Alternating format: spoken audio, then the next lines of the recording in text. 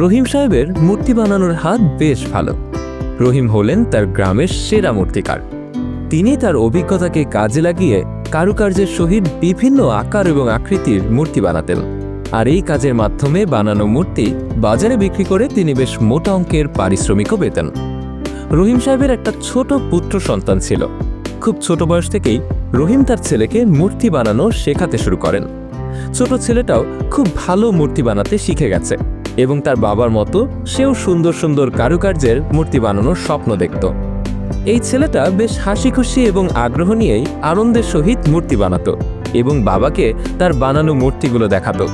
রহিম সাহেবও ছেলের কাজে ছিলেন খুবই সন্তুষ্ট, কিন্তু প্রতিবারই ছেলের কাজের প্রশংসা শেষে কোনো না কোনো ভুল ধরিয়ে দিতেন। রহিম সাহেব তার ছেলেকে বলতেন, বাবা, তোমার কাজ অনেক সুন্দর হয়েছে, কিন্তু পরের বার কিছু ত্রুটি দূর কইরা আরো ভালো কাজ করতে হইব। ছেলেটা তার বাবাকে কিছুই বলতো না। বাবার কথা মতো সে আরো সুন্দর এবং নিখুঁতভাবে ভালো কাজ করতে লাগলো। সবসময় মূর্তিগুলোকে সে আরো সুন্দর করার চেষ্টা করত। বারবার শ্রম এবং কাজে মনোনিবেশ করার ফলে একসময় ছেলের মূর্তি তার বাবার মূর্তির চেয়েও সুন্দর হতে লাগলো। দিন যায়, বছর পার হয়, ছেলেটিও যুবক বয়সে উপনীত হয়। সেই সাথে বাড়তে থাকে তার কাজের অভিজ্ঞতা। মানুষের কাছে বাড়তে থাকে ছেলেটার কাজের প্রশংসাও। এমনও দিন আসে যখন ছেলেটি তার বানানো মূর্তির জন্য বাবার চেয়েও বেশি অর্থ উপার্জন করে। আর অন্যদিকে রহিম সাহেবের মূর্তি আগের মূল্যে বিক্রি হতে থাকে। কিন্তু রহিম সাহেব আজও তার সন্তানের কাজে ভুল ধরে থাকেন। কিন্তু ছেলের বাবার ভুল ধরার স্বভাব আর পছন্দ হয় না।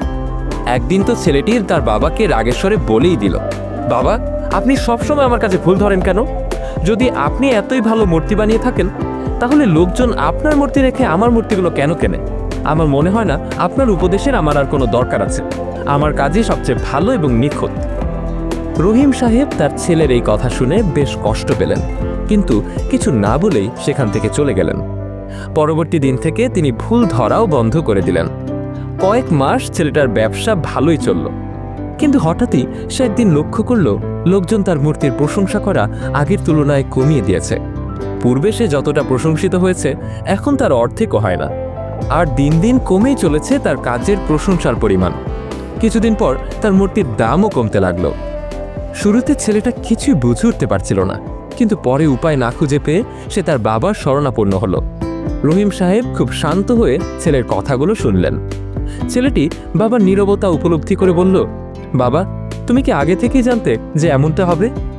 রহিম সাহেব তখন সায় দিয়ে বললেন, হ্যাঁ বাবা, কারণ আজ থেকে কয়েক বছর আগে আমিও ঠিক একই পরিস্থিতির সম্মুখীন হয়েছিলাম। তাহলে বাবা, তাহলে কেন তুমি আমাকে আগে বুঝিয়ে বললে না? রহিম সাহেব তার প্রশ্নের উত্তরে বললেন, কারণ তুমি বুঝতে চাও নাই তাই। এইটা সত্য বাবা যে তুমি আমার চেয়েও ভালো মূর্তি বানাও। হয়তোবা আমার নির্দেশনা ভুলও হইতে পারে, কিন্তু যখনই আমি তোমার কাজে ভুল ধরায় দিতাম, তখনই তুমি আর তোমার কাজে সন্তুষ্ট থাকতে না। আর সেই সূত্র ধরেই অনেক চেষ্টার মাধ্যমে তুমি নিখুঁত মূর্তি বানানোর প্রচেষ্টা চালাইতা। আর সেই প্রচেষ্টাই হইল তোমার উন্নতির চাবিকাঠি। আর যেদিন থেকে তুমি মনে করলা তোমার কাজ পরিপূর্ণ আর সঠিক, যেটাতে কোনো ভুল নাই, সেদিন থেকেই তুমি নতুন করে প্রচেষ্টা করা বাদ দিলা। আর মানুষ সবসময় নতুন কিছুর আশা কইরা থাকে। এই কারণেই তোমার প্রশংসার পথ আজকে বন্ধ হইয়া গেছে। রহিম সাহেবের কথা শুনে ছেলে চুপ করে থাকলো, আর একটু ভেবে বলল, তাহলে বাবা, তাহলে এখন আমার করণীয় কি? শোনো বাবা, নিজের কাছে প্রচেষ্টা করা থেকে কখনোই দূরে সরে যাও না। সবসময় নতুন কিছু করার চেষ্টা করো। আর মনে রাখবা, প্রচেষ্টা আর পরিশ্রমী হইল উন্নতির চাবিকাঠি।